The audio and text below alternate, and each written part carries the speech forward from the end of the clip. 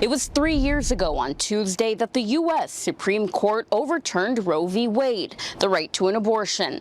Now a new fight is underway for those who are pro-choice. I'm Ruby Rivera, your neighborhood reporter, and Congress is proposing a bill that would eliminate federal funding for Planned Parenthood, possibly affecting millions of patients across the country. In California, there are 115 Planned Parenthoods across the state. Each week, they see about 24,000 patients walk through the doors of health centers in California. 90% of them live under the federal poverty line.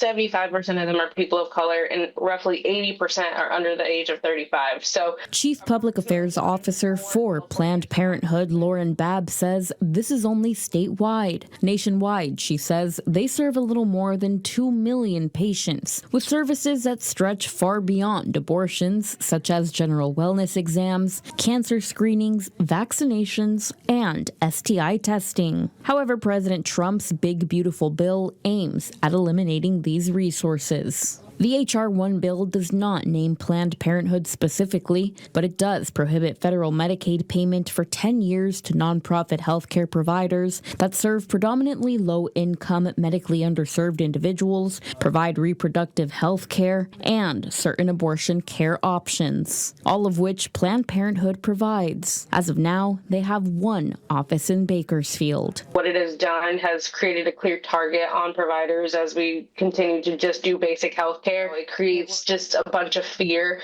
for people trying to seek basic health care in these communities. Reaching out to Congressman David Valadeo's office, a statement given to us reads that the bill is strictly limited to funding matters, saying in part, quote, "For decades, the Hyde Amendment has made it clear that federal dollars can't be used for abortions except in the case of rape, incest, or to save the life of the mother, and I'm in support of that policy." Babb says while it's true that federal dollars don't fund abortions, the bill impacts more than this. Because the majority of Planned Parenthood patients in California rely on Medi-Cal or Medicaid, it would severely limit access to health care and decimate our ability to provide reproductive health care in California to the most vulnerable patients.